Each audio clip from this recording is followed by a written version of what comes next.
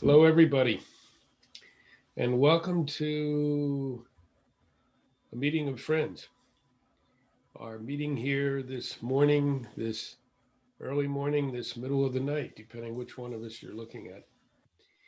We wanted to share some stories today around sacred sites. So we're coming from three places. Tanya's coming from Colorado, Heather's in Africa, and I'm on the East Coast in Pennsylvania. We're doing this as part of the celebration of water for Water World, World Water World, the World Water Law, which you'll hear about more during this day that this will air on the 22nd, and water and sacred sites in general.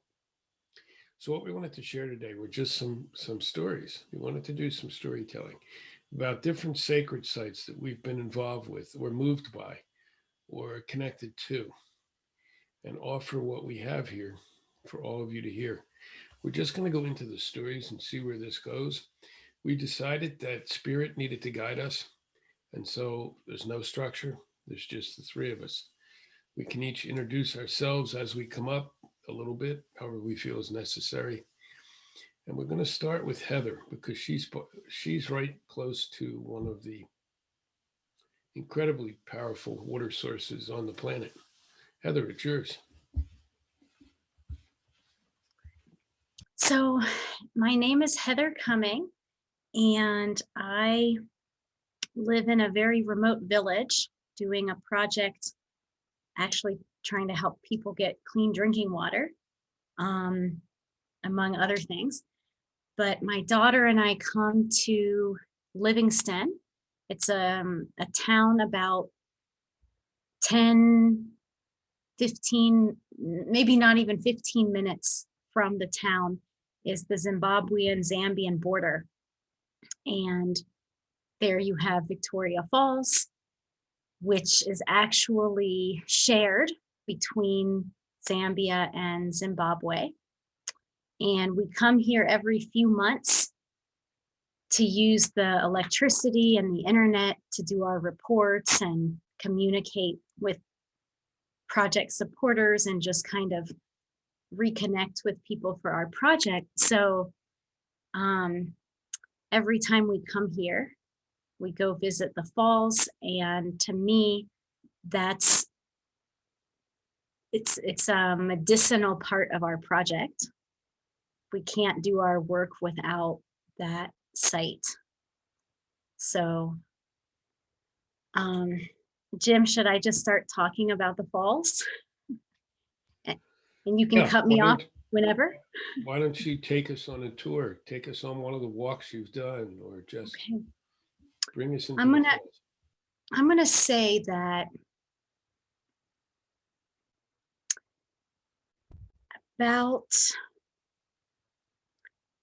maybe about 45 minutes before, if you're driving in a vehicle and the road is paved, about 45 minutes before you actually reach the town itself, you can start feeling the waterfall. You can start picking up on its energy. It's the energy from it is it expands in a very wide, it's the right word, not circumference, diameter, radius from the site itself. I don't know how I would even explain the energy other than that is so powerful that you know something is waiting, something is there. And then maybe 5-10 minutes outside of the town, you can see the mist from the falls before you even, you're in the bush, you're driving through on this road, and in the distance, you can see the spray off of the falls. And that's why they named it in our local language, Mosi Otunya. It means the smoke that thunders. because with the thundering of the water, it looked like smoke, when really it's, it's mist from a waterfall, but it looks like smoke.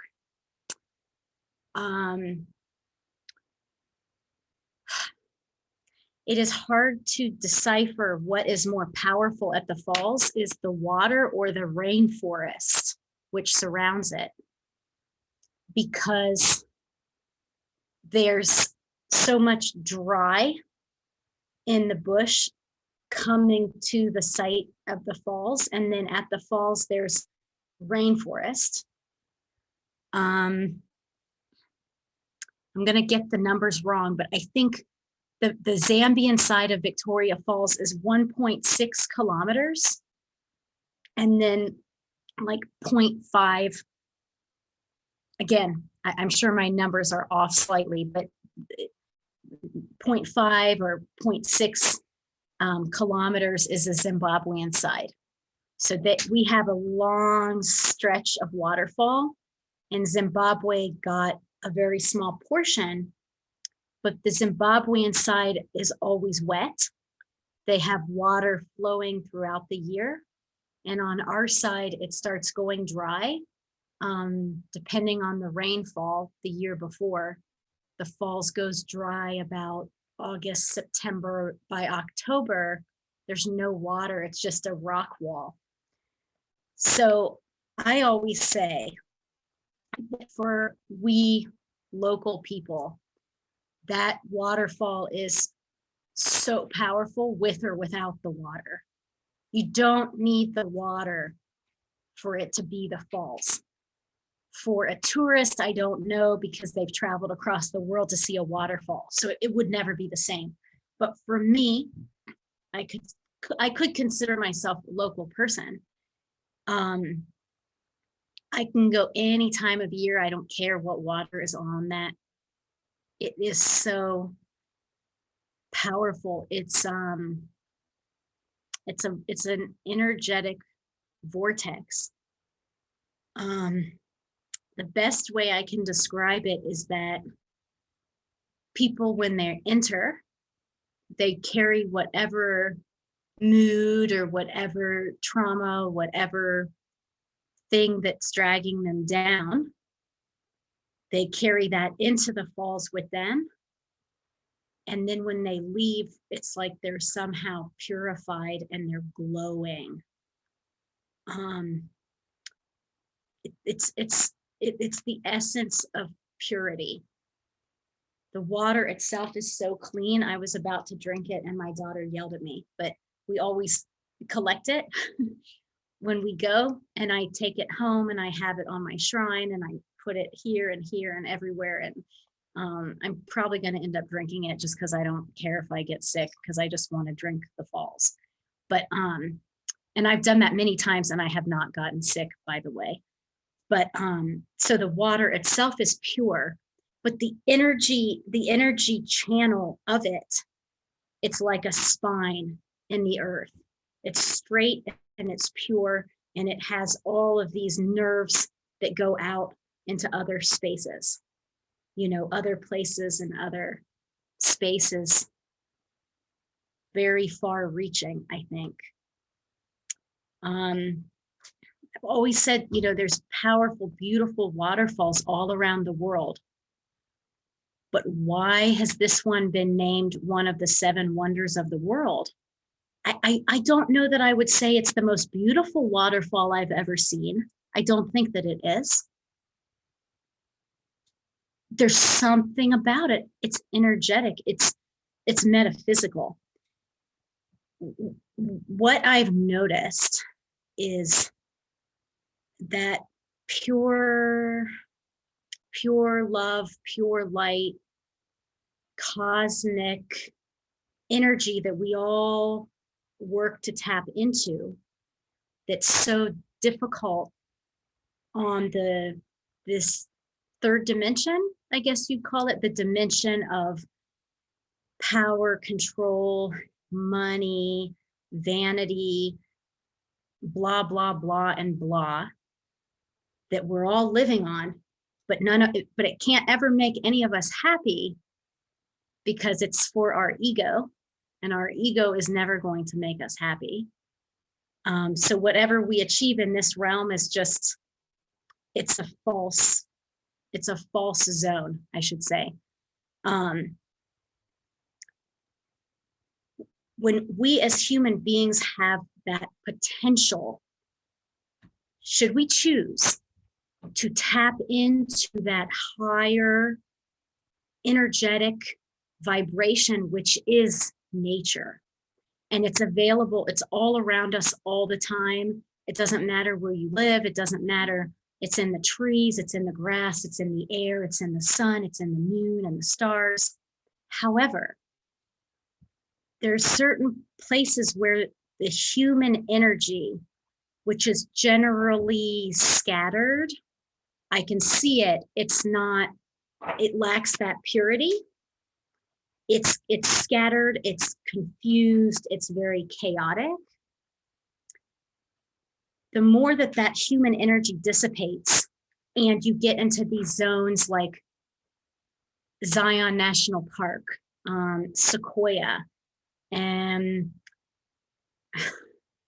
I mean, there's countless places on the planet that are like this, where the human energy is dissipated and it's just raw Mother Earth, the raw power, the raw purity of the Mother Earth.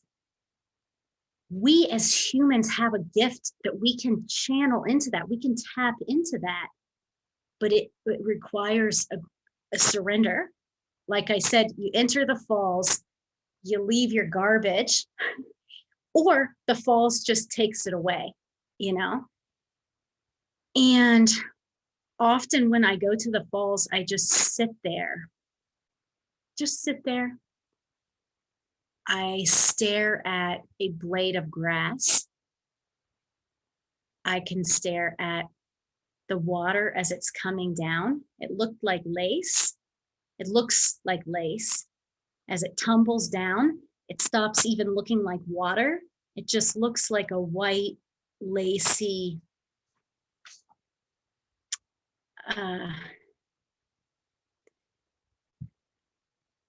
we just sit and concentrate.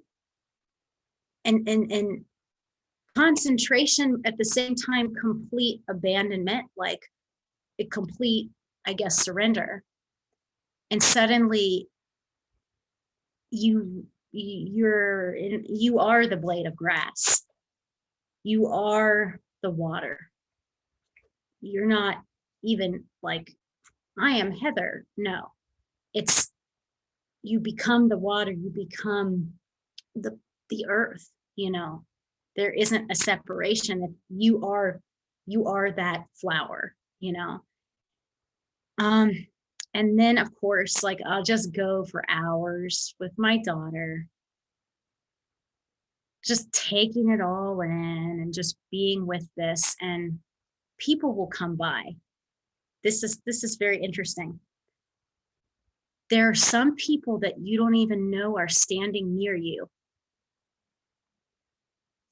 Their energy is already merged with that cosmic divinity energy, that pure nature channel. I've had times where I've just been sitting with my eyes closed, and I open my eyes and there's somebody there, and we just smile at each other, right? Then there's other times where you just get sort of a jolt, and it's like a group of people, and you can feel all that ego energy, like the boy and girl flirting, insecure stuff. You can feel like a big family or something. You can feel the sort of discombobulated energy of whatever's going on in that family. And then there's other people that it's like a jolt and you're scared, not in the sense of you're worried the, you know, person has a, you know, got a knife or something. That's not what I mean. But it's just so, the energy is so disturbed that when it moves into the pure energy zone, which is that connection to the falls and the water, it's like, whoa. And you almost feel like you need to like take a step, you know, it jolts you.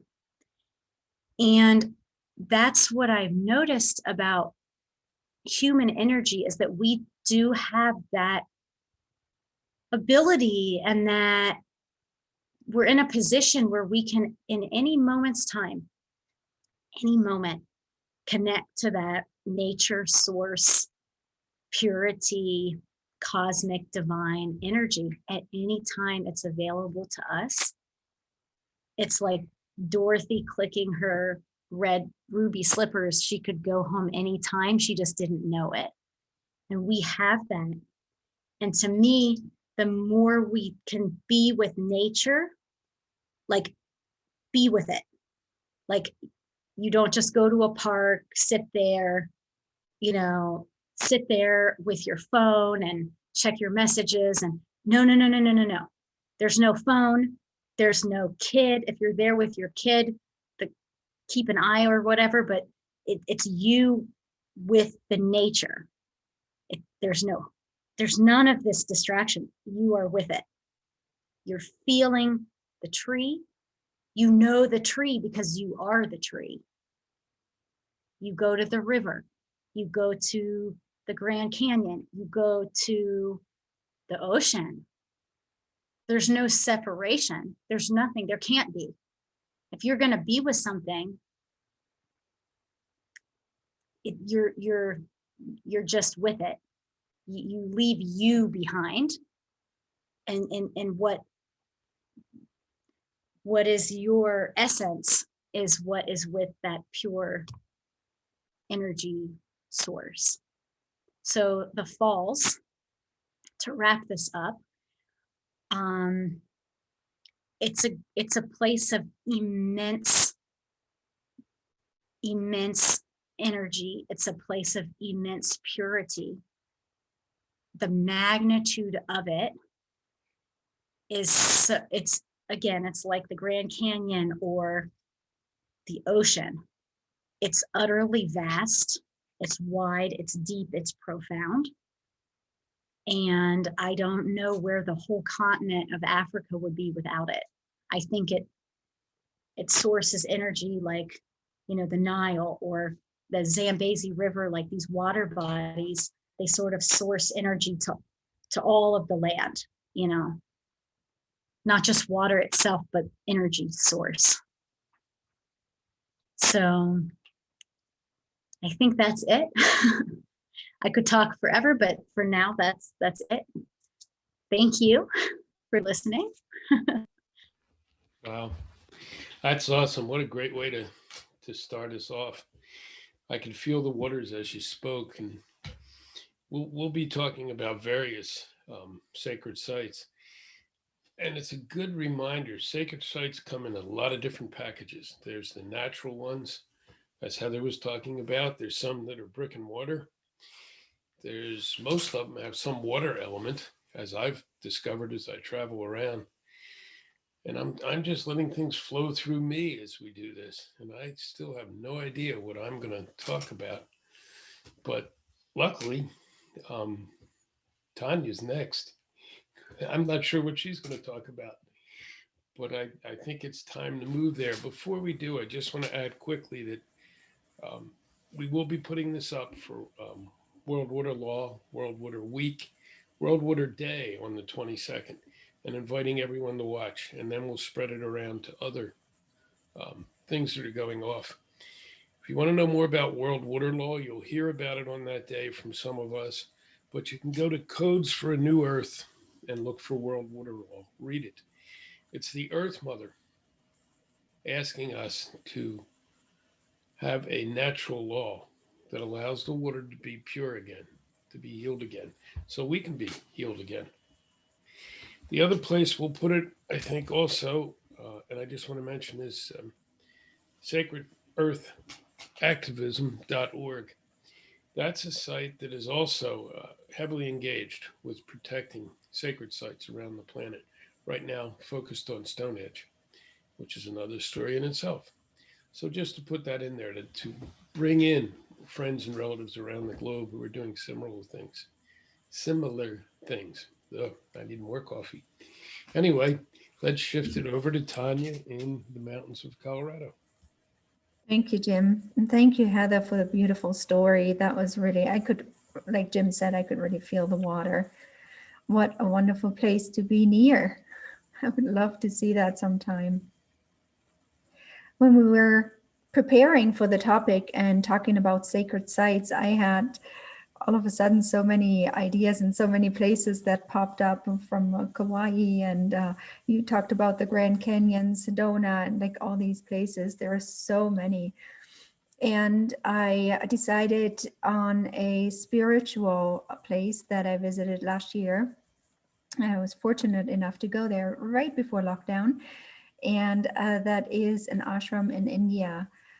And it's interesting because preparing for that trip, I was kind of going back and forth, and should I go on this trip? Should I not go? So all these things, I'm an introvert. There's going to be a ton of people. Am I going to be able to deal with all of that? Right. Like, so I was a little skeptical, and yeah, not so sure. And luckily I went because it was one of the most amazing experiences of my life. And we arrived there on in an afternoon, and my first experience of it was it's called, first of all, it's called Shri Puram Pedam. It's about 2 hours, I think it was, inland from Chennai, so southern India. And when we arrived in the afternoon, it was hot, and we were all just like putting our baggage down and getting ourselves sorted. And the first thing we were going to do was to visit the temple next door. We were staying at the ashram, and the temple, Golden Temple, was right next door. And it was created by Amma. Amma had at some point knew when she was, I believe when she was 14 or 16 already, that she was going to lead a path of bringing peace and love to the world, and that she was going to create this center for people to come, this spiritual center for people to come to and sort of recharge. And that's what she did. So she decided on where the spot was of where that temple was going, and there was some appearance of an object. I believe, I'm sorry, I'm not getting all all those pieces straight anymore, but there was something that appeared and that she knew was going to appear, and people showed up for it, and something appeared out of the sands, a statue, I believe, or something, and that was the site that was going to be picked for this sacred temple.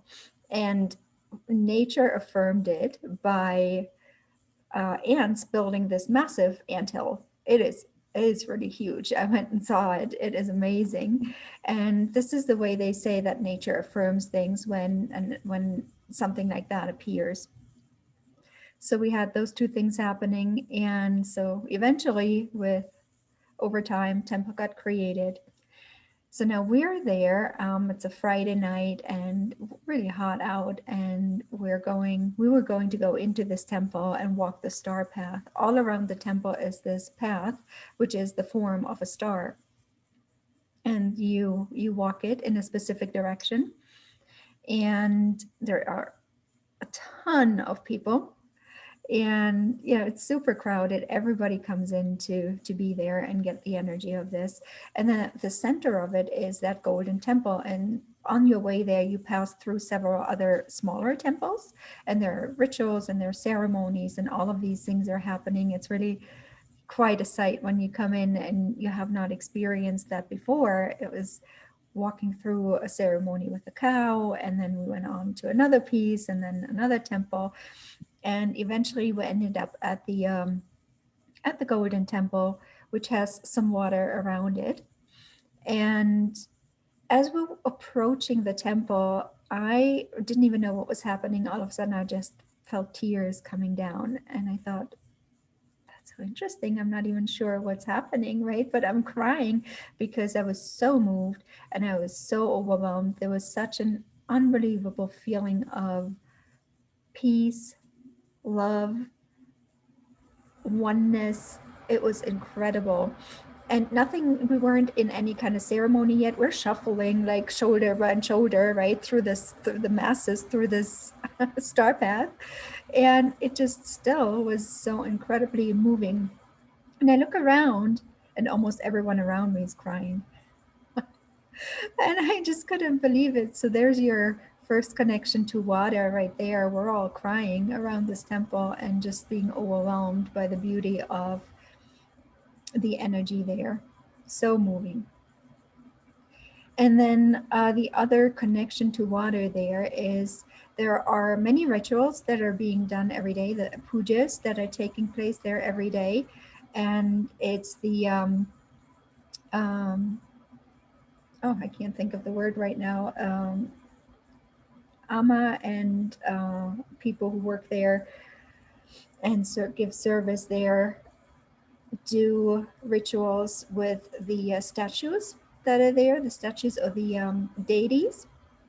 And what they do is they pour different things over the statues, and it's quite a long ceremony. And they pour over, a lot of it is food or liquid like cacao or water, and all of these things are being poured over the statues to cleanse them, to charge them, to energize them. And I went to one of the ceremonies on, I think it was the next day. I had no idea what to expect, and we're sitting in this tiny mini little room. It was boiling hot in there because the middle of the day. And Amma came to perform this ceremony, and the statue was probably at least 10, 12 feet tall.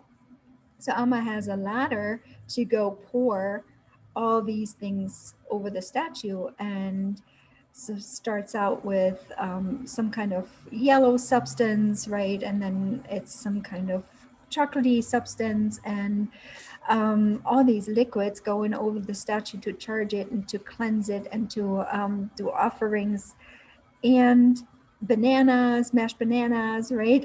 It was so interesting. And throughout this whole thing, this is a stone statue, right? Throughout this whole ceremony, I was just sitting there, and you kind of I went into some kind of a trance. So I was just watching that. And again, I found myself crying in the middle of that because it was so touching seeing how these, the men who cared for this, the men who worked there, were so, it was such deep service, it's so hard to explain. It was such an act of love what they were doing there in covering the statue and in performing these rituals, that it was, I could feel it, it was really moving. And it was such a, oh my God, what if everybody treated each other with that level of respect and love? Imagine the world we could have if that was a day-to-day thing for us all. Incredibly moving. And towards the end of it, I personally swear that the face of the statue changed. Now, these are stone statues, right? And it had just like a regular face, and by the end of it, the statue was smiling. And they do say, I had a conversation with somebody about this because, of course, I'm looking at a stone statue and I'm going, this doesn't really make sense in my, normal Western mind. And I had conversations with people, and they all affirmed that they've had similar experiences. And one of the things we learned is actually that the statues are living beings. And with so much devotion and so much love being given to them, they do change. And the frequencies and the energy that is in that temple is just so, so, so incredible. So what happens at the end of that, when all of these substances, water and cacao and what have you, all these things are caught in a basin that's on the bottom of the statue, and then they bottle it, right? They fill it up, put it in little bottles, and everybody who's attended the ceremony gets an offering of a small bottle of that liquid, which is called tirdam. And you can either drink it or put it over your head or use it in the shower. And it's sort of sacred water that's infused with the energies of the temple, infused with the energies of the ceremony, and infused with love and peace. And yeah, so everybody who leaves can get a little bottle to go. And you can also, by the end of the ceremony, you go up to the whoever's performing the ceremony. In that case, it was Amma, and you actually get a little bit of liquid. I think you walk up, you have your hands out, and they give you a little bit of liquid in your hand, and you get to drink it right then and there.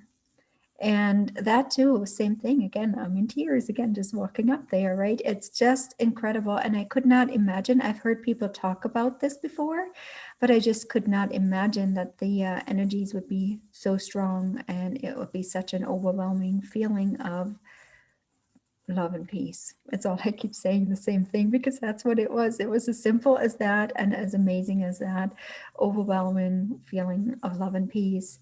And so we would each day go to a puja and get our little water bottles and either shower with them or drink them and just have that be a very, very special part of our experience there.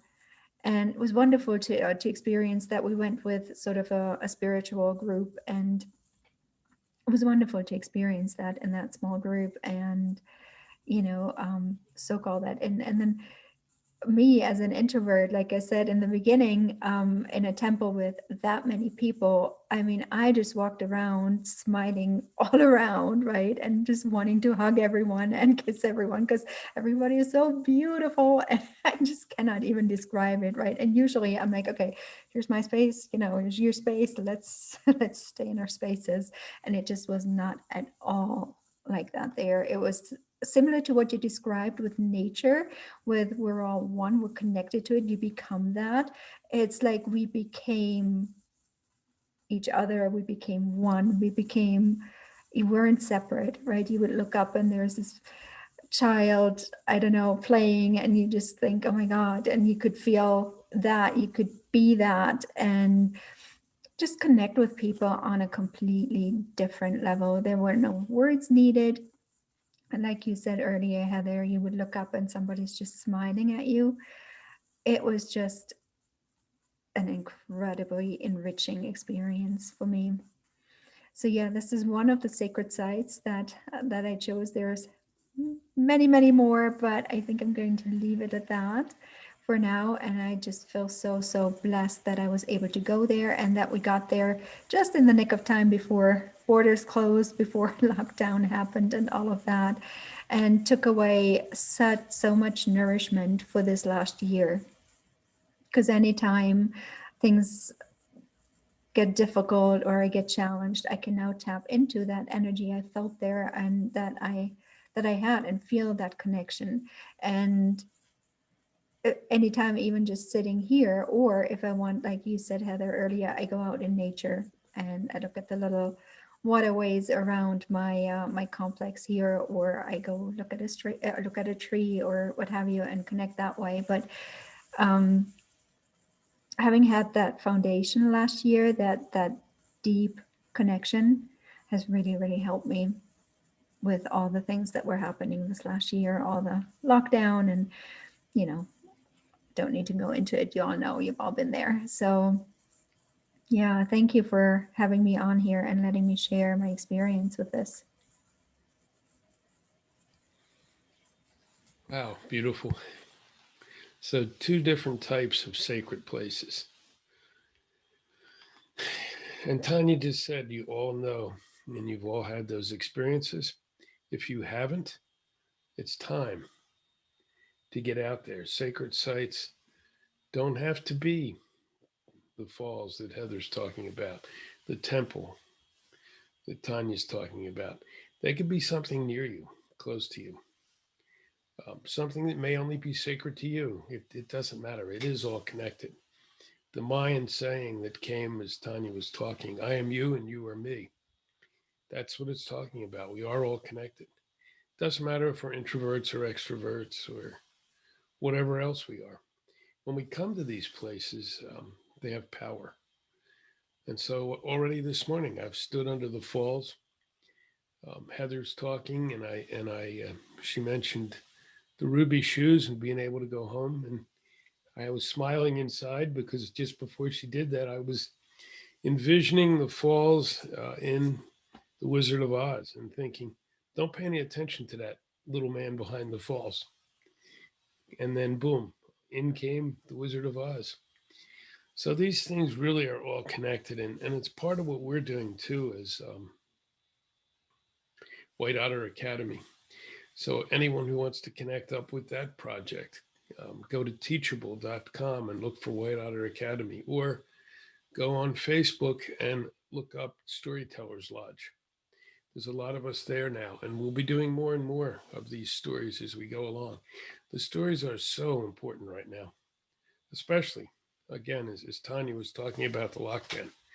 It stopped us from going out there. So we need to be able to go there in our heart and our spirit, in our mind too, but mostly in our heart. So just capture these, and we will continue to bring them to everybody else as we go along. Let's remind each other how important these sacred sites are. And as as the two of them were talking, and especially as Tanja was finishing up on hers, I wasn't sure where I was going to take everybody this morning. And I was thinking of Sedona, where I lived for a while and visited many sacred sites there. I was thinking of other places around the world. I was thinking of the Teaching Rock and Hopi Land, on and on and on. And one place that hadn't come to me was Belize in Central America. And I shifted right there as Tanja was talking. I'm not sure why, but it doesn't matter. So I'm going to invite you to go to Belize with me in Central America below Mexico. It's a special place. It is about 2/3 protected area, both land and sea. It's the second largest coral reef in the world behind Australia. On and on and on. I could talk about Belize for a long time. I was there extensively, mostly in the 90s, doing a lot of work, teaching, spiritual work, learning. I was a student of elders there. But what I was thinking about was one of my trips there. Early on, I believe, I was visiting some of the temples in Belize because a friend's father was the head of antiquities. And so I was able to go as they were uncovering some of these sacred places. And each one always had a water element in the middle, and it had a medicine wheel. That seemed to be common to each and every one. And I've seen that around the globe. And so I was there visiting some of these sacred sites and staying for long periods with teachers and elders. And I decided to go to the marine preserve. And again, about 2/3 of the water in and around Belize is also protected. So it's Holchan Marine Preserve. It's an incredible place. There's different levels of protection, but I was going out with some of the staff from the preserve. I was with the university at the time, and we went out into the heavily protected area, and we took snorkeling equipment with us, and they were going to let me snorkel in places where you don't usually get to go. They knew I was educated in that and I would be careful, and they were with me to stop me if I did anything that should not be done in such a beautiful sacred place. And so we got ready. I am not good with heights, and so whenever I snorkel, I get a little nervous if it's a big drop below me. But we got into the water and we started swimming, and we're looking here and there. I'm mostly looking down at this incredible array of tropical fish, just all moving below me. And then the sharks came below me. It's known as Shark Alley. And they were large. And I had a fear of sharks, but for some reason on this day, they didn't. I just watched them. And they were swimming below as part of the scene. And I felt like as Heather was saying, I knew there were other swimmers with me, but I felt totally alone. I felt I was in my space. I felt I was so connected to the earth, which I've been my whole life. But on this day, I just felt this incredible connection to the mother and floating there, literally in her waters, in her life's blood, in her fluids. And I'm just swimming along, enjoying this. And one of the guides, I think it was John, came and put a hand on my shoulder. It took me a minute to even realize somebody was touching me. And I looked, and I'm looking at him, wondering, okay, do we need to leave? And he's just pointing. And so I turned to look, and to my right was this gigantic grouper who looked like the size of a whale. And he was enormous. I don't know if he was the size of a whale, but he was enormous. And he's just hanging there, and he's literally about 8 feet away from me. I was so busy with the seafloor below me, I hadn't experienced him. And I lost some air as I got excited. And I looked to John, and he's smiling from ear to ear and nodding. And as I'm watching this enormous grouper, John just again taps me, and he points over here. And I look to my left, and there's another one. So we're hanging between two of these behemoths of the ocean. Absolutely no fear. And I mean, we could have been lunch, but I don't think they eat. Well, they wouldn't want a human diet anyway. They'd probably spit us out. But we probably hung there for 15 or 20 minutes. It seemed like a week and a half with these two gigantic creatures, one on each side. And the others who were with us came. So there were 4 of us there, just experiencing this incredible energy. I could hear these huge grouper talking to me. I could hear them in my spirit. I could hear them in my soul. I'm sure I was crying. I couldn't tell because I had on my gear and I was in the ocean. But I certainly was crying on the inside, but in a good way, obviously. And after hanging there for that period of time, we went back to the little boat from the preserve that took us there. And we just sat there for a while. And then we turned out and went out a little ways further. And they said, okay, we need to experience something else now. We're not complete. Okay, where are we going now? How can we be more complete than floating between these two behemoths? And I wanted to stay there all day, to be truthful. But they needed to go out and do some other work they were doing. We came to the blue hole, which is this enormous and incredibly deep, I don't even know if they know how deep it is, area in the ocean. It's known around the world. And they decided, we're going to snorkel out over the blue hole. Said, you'll see things you'd never see. There's fish and other sea life that come up from the bottom of this deep thing. Occasionally you see them that you'll never see because they exist way down deep. And only some of them can even come up to that point. And so we started swimming out there, and my fear of heights kicked in because now there's this expanse below me. You can't see anything except down and dark. You can see the blue changing as it goes down. And I almost panicked, and I felt the grouper beside me again, even though they were 10 miles the other way, maybe more. So I was able to hang there, kind of between the earth and the universe is how I felt, and just feeling what was going on, and feeling the temples I'd seen the day before, and understanding that connection and the connection between all of life. And I don't know how long we were there. I don't think it was too long, but I honestly couldn't tell you. And then we went back to land, and we went into the water. My friends, my Belizean friends, 2 of them were native divers, so they can go down without equipment and stay down for 5 minutes, 6 minutes. And they came back with the bounty that the ocean gave us, some lobster, which luckily were in season at this point, and we were not in the deep part of the preserve then. And we proceeded to have lobster on the shore of the waters. And so today, much like Tanya was saying and Heather was saying, I can go there anytime at all. I haven't gone there for a while, but that's what came to me today. And now I'm coming back to the reality of now. I think these are the things we need to be doing and sharing. And as soon as we can, we need to get out there again because we need to go together to these places. As Tanya was saying, there was people all over that temple, but there was nobody in that temple except her. And that's the feeling we can get that allows us to heal ourselves with light and love. And in so doing, helps the earth to heal so that we can be here.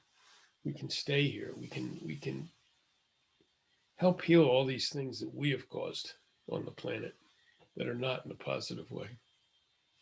And that's my story for now. Does anyone else want to, maybe we want to do just a listing of other, I don't know how much time we have left, a listing of other sacred places that come to us? Well, as you were talking, I was reminded of two things I experienced in the water, very similar to, not well, similar, I guess, in how the impact it had on me. One was in Hawaii. We were taking a trip and swimming in the ocean, and a pod of dolphins passed underneath us, and it was just like time stood still for a moment. I just looked down, and there are these, I don't even know, it was just all dolphin. All dolphins, and there was like a mama dolphin with her little baby dolphin, and I could feel the baby, I could feel the mom, like being the mama, or the feeling of what I imagined that would be like as a mother. I'm not one, but that was the feeling I experienced in the moment. And another moment of crying as I'm wearing my snorkeling gear and I'm filling my water with my mask with water. It was just incredibly beautiful. And so, yeah, it felt like a sacred moment and felt so blessed that I had the opportunity to do that. And the other time that came to mind, I was swimming with my brother and we were in Costa Rica, and we were in very shallow waters, just kind of paddling around, and people had told us, just go over there, there's lots of fish and you get to see so much beauty and corals. And we're just like paddling around and we're not seeing anything. Everything's kind of gray and kind of, and all of a sudden the both of us just went like that underwater, trying to get the other one's attention, and like, look, and just this amazing beauty of the most amazing, beautiful, colorful fish that were right there, right in front of us. All of a sudden, this whole thing just opened up and all this beauty showed up, and both my brother and I, just like with massive smiles on our faces, just waving at each other and like, look, making sure the other one doesn't miss anything, because we so wanted to share the beauty of that moment with the other person. Anyway, that's just what sort of popped up as you were talking and speaking about your experience with the groupers, and what a beautiful experience. I could feel that too as you were talking, and the size, and amazing. Yeah, the beauty is right in front of us. We just have to allow ourselves to see it. Mm-hmm. Heather, you got another one that comes to you? Jim, it's so funny. I talked to my father a few nights ago on the telephone, and it exactly what we're talking about. I was telling him, like, Egypt, 3 right there, the Mediterranean, the Red Sea, and the pyramids. And my daughter is afraid of water to swim where she can't see what she's swimming in. And in Alexandria, in the north of Egypt, there's the Mediterranean, and it was the first time in her life that she enjoyed swimming in a large body of water because it was so clear. And this was Alexandria, I think, is the second largest city in Egypt. I mean, there's so many people the day and night, the streets are flooded with people. And one Egyptian said that there's people who stay up all night and sleep during the day, because if we were all out during the day, there's so many of us, we couldn't even fit on the streets. So, I mean, this is a very crowded city, and the water was completely pure. And my daughter was playing and laughing. And then I was telling my father, we took a bus to Hurghada on the Red Sea. And, you know, I didn't know anything. What am I supposed to expect? What is going to happen? And we, first time we laid eyes on the Red Sea, I just started laughing. And I said, is this really? It was like just every blue that the divine palette could paint. The divine, is that a palette? The artist, you know, on the, I was blown away. And my daughter and I we stayed at this really cheap, like $3 a night hostel, free breakfast. I don't know how we pull some of this stuff off, but they gave us the little snorkel, you know, is that what it's called, where you breathe and the tube comes up? And yep. We found this reef. And just like you said, Tanya, I was like, I cried, because you can see it's like the fish home, the schools of fish, and all these different, and then the school of fish, the little, you know, groups and all this. And it was like, this is the water world. This is the universe. This is the water kingdom, you know. And then I was telling my father, we took a train and a bus and a series of mini buses to get to Giza. And Giza is basically an extension of Cairo. We didn't know anything. So we're sitting on this bus, a little mini bus, falling apart mini bus. And I'm starting to get like almost irritated. Like, where are these things? I've been waiting my whole life. I'm 41. Where are these pyramids? Come on, I can't wait any longer. And then I start thinking, what if they're not real?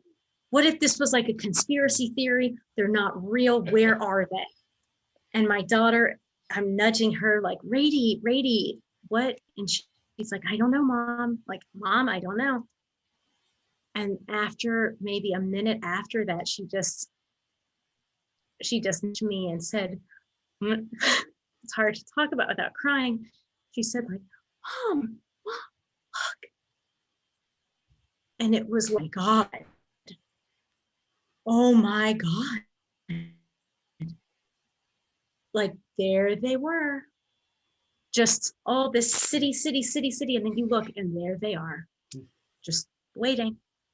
It was absolutely mind blowing. And we're basically African citizens. So we got to enter for the local people's price to go to the pyramids. So we went every day. We went almost every day and packed some food, and we would just go and sit, because the pyramids have temples outside of them. So we would just go sit in these temples all day and just close our eyes and just like be with them. And yeah, I'm cutting myself off, but yes.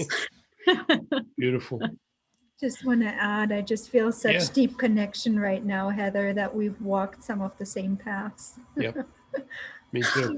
Just really touched me. I'm like, oh my God, I walked there as well. I did that exact same thing. That is so amazing. Is that similar to how you felt?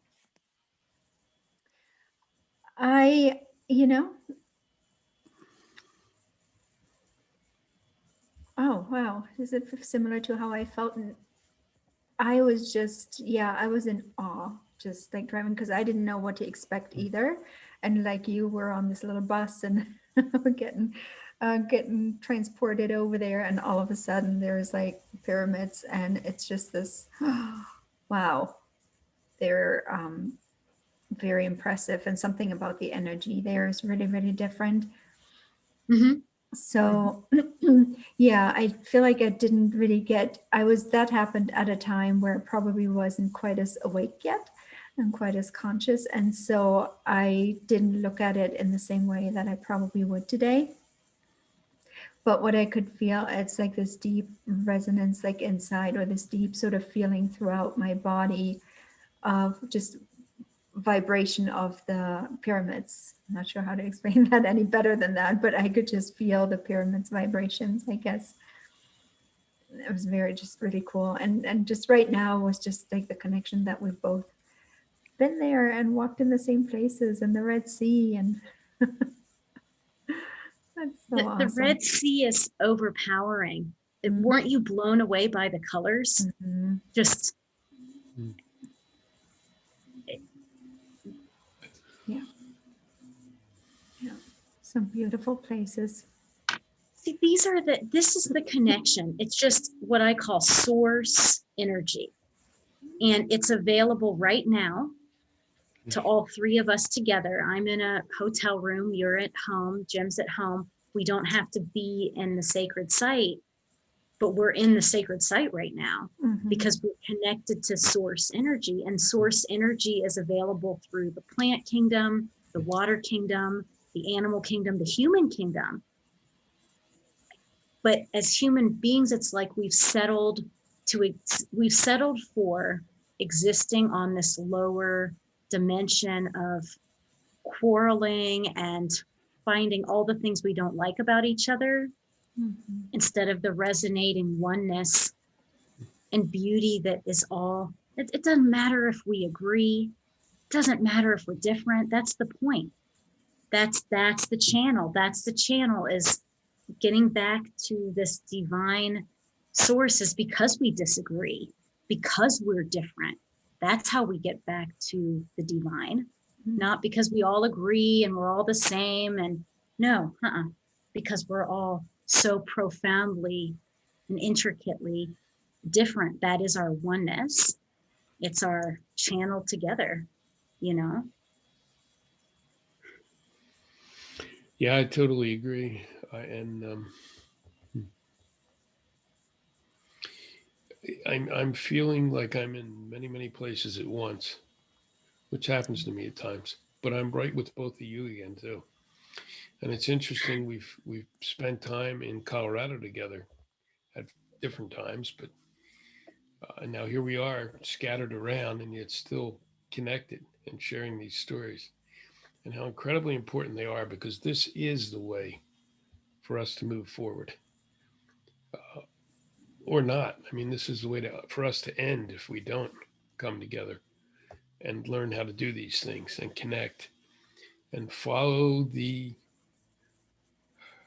teachings of all the prophecies of so many cultures. Many of them arose in the parts of the world we're talking about now. You guys are talking about the Red Sea, and that's where part of my DNA comes from, as my Romani Gypsy blood. But as you're doing that, I'm thinking of the Painted Desert, which is similar, but it's a desert scene instead of a water scene. These things are everywhere around us, and we need to get out to them again. And today I'm seeing it so clearly, thanks to you guys. What we can do online here is incredible, and we will be sharing more and more of these, and we're going to be inviting others in our group to share their stories. But we need to get to these places again too, together, collectively. Even if it's a small number of us can get there and then send things out from those places. That's how we're going to heal. That's how we give the earth space to breathe again. That's how we go to the next level that we have to go to. We cannot stay the way we are. We cannot go back to the way we were. It was wrong. We were wrong. Even some of us have been taught this for years. We allowed it to get beyond us. We thought it was all going to take care of itself, and it won't. We have to. And it's easy because the earth has given us those things. All the stories we're sharing here this morning and all the others we could share. Those are gifts. Those are teachings from the primary teacher, the earth herself, and bringing back in that feminine part of the story so we can balance out. So that this has just been some amazing time for me this morning. I hope as you all see this, we're going to put this up as a separate special selection on the 22nd, I think, because it's long enough. It needs to be sat with by itself. And also on the 22nd, I think at 4 o'clock Eastern time, if you all can figure out what time that is for you, we will have 6 or 7 folks, we may be some of them, offering their stories around water and nature as well. So let's keep the dialogue up. Let's just keep going. And I'm thinking, who wants to, maybe Tanya, do you want to close this out or do we have more to say? I'm feeling very complete with what we've shared so far. I think this has been an amazing time to spend a Tuesday morning. I have absolutely loved it. Thank you so much for suggesting this, and for having me here. And yeah, it was very, very enriching this morning. I really appreciate being part of this circle. And I so agree with you. We need to get back to sacred sites. We all need to get back to connection. And from that place, I think our actions are going to look very, very different, very much more inspired than in our just day-to-day, everyday ego mind, like Heather was saying earlier. And they're like, gotta make money, gotta do this, gotta work, whatever, right? And not getting anywhere and feeling the disconnect and all of that. But instead come together again and feel that oneness that we've been talking about this morning. So yeah, I think that's about all I have in oneness. Good. Thank Heather, you. anything to finish with? Except I wonder who did suggest this. I think the earth did, because I don't think it came from any of us. We were just talking. Yesterday we had such a great talk and we were like, okay, this is what we need. Yep. Earth needs our love, our awareness, our surrender. And that's the balance that we've been missing. Like the environmental groups and all of the scientific approaches, pollution control and all of this it's necessary, but it's not the full scope of what we need to be doing. We've been receiving and receiving and receiving, but we need to complete the circle by giving so that we can receive again.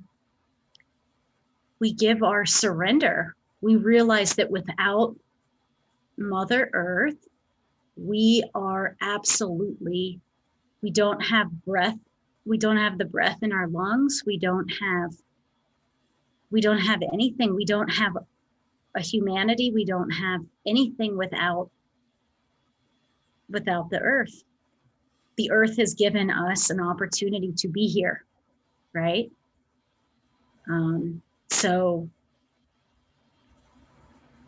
I think for me, it's like I feel very depleted when my relationship with Mother Earth isn't as good as it should be. Like if my daughter and I haven't spent quality time together, like she's been doing school, I've been working on my projects, and there's an imbalance in our relationship, I feel that it affects everything else. Well, I have the same thing with Mother Earth.